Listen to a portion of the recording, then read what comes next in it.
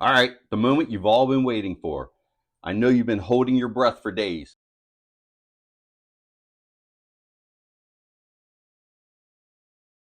And turning blue, but here we go. The river tour. We start at the top with a vinyl tube coming in, down this river to the water wheel. This river is made of 3-inch PVC that's been cut in half. The fittings are cut in half. Everything's glued together with PVC glue. And then we use silicone on the joints just as a double precaution, and then fill the whole thing with concrete. Once we get down here, the water goes on this flume, which is made out of balsa wood, painted brown, goes around the water wheel, which is powered by the water. And I'll show you that. Just a styrofoam building filled with concrete so it doesn't float. I had that experience, not fun. And it is actually just powered by the water. You can spin the wheel freely. This is from the 1980s. It's pretty old. We'll put that back in there. Oh, before we do that, the concrete around this building just tells me where to put it every year in the pond, so I get my orientation correct. All right, so that's that. Now, the first couple of years I did this, the water would create a lot of foam. So I put a Gas-X tablet in there, and it got rid of all the bubbles. So apparently the stuff works. All right, the lower lake, or this upper lake, sorry, is made of a plastic tub that I found somewhere and just cut to the level I wanted it. Might have been I don't know, not even sure what it is. It's filled with concrete. Then there's a small notch over here. The water comes out and goes into this river. Now this river is much larger, so there's another vinyl tube with a second pump that supplements that and makes it look like a larger river. This river is made out of sheet metal. It's ductwork, just a metal, any kind of metal. You could probably use plastic. It feeds into this lower lake, which again is just some kind of plastic tub I found. And then there's a shower drain in the bottom. Now the shower drain has a pipe going down to the red reservoir that you've seen before, but I also put a pipe going up to create a level of water, and then you can put notches in the top of the pipe to adjust that level of water. You'll see that in a minute. So I'm going to grab you. We're going to go over here and look closer so you can see exactly what's going on.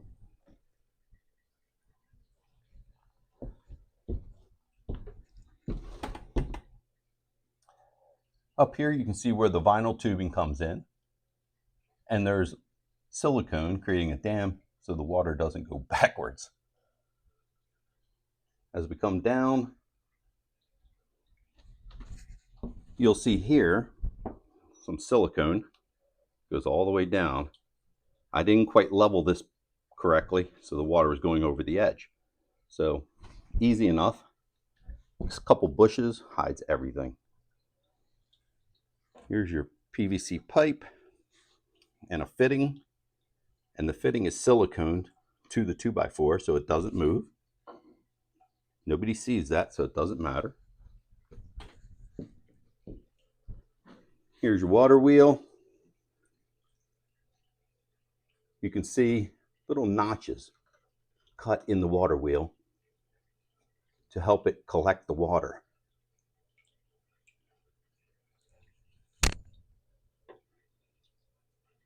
Oops, going the wrong way.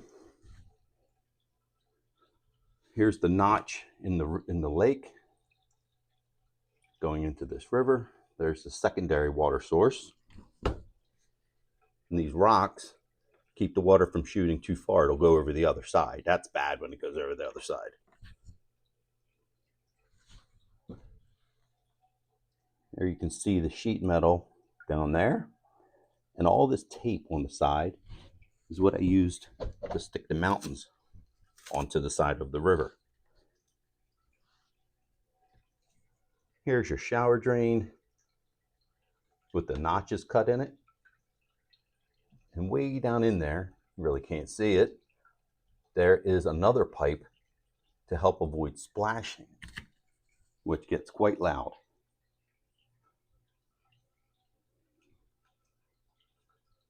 So now we're going to go underneath and get a up close look at how it works from the bottom. All right, here we are down below the lower pond where the shower drain is that I talked about. So we have two pumps. You can see the two different pipes coming up. It's tough, but you can see it. The pipe that you're looking at now goes to the highest part of the river.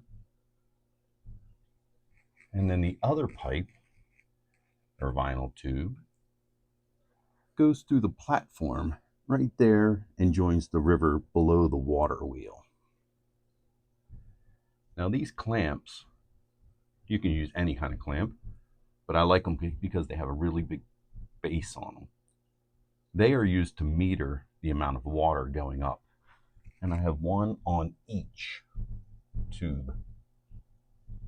Now there's the shower drain that joins the bottom of the lower river or lake, sorry. That black thing is a Fernco plumbing fitting. And I can loosen that up and the bottom white pipe comes off to get the red tub out of here. And then down in there, there's two pumps. You really can't see because the water's too dark. Now this red tub, I just got it at a dollar store. It was fairly cheap. And, oh, look at that. There's my construction lighting.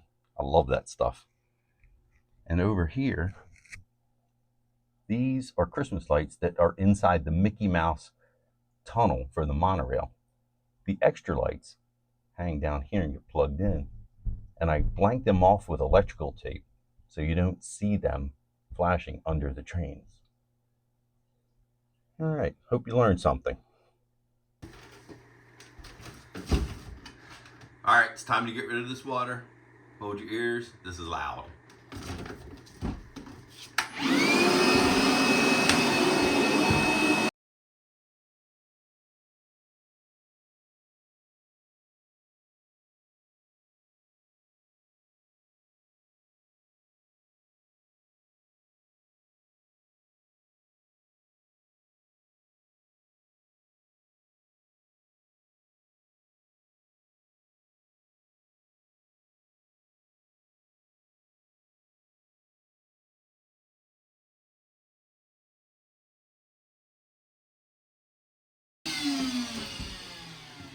All right, now you can see a little bit better down in there.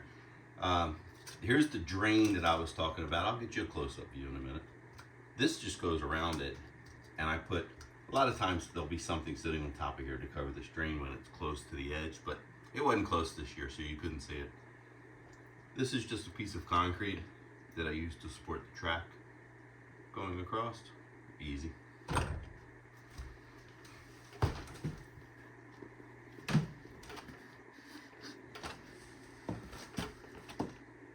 That's what it looks like in there. We can move the water wheel out of the way. And then this is what it looks like in here.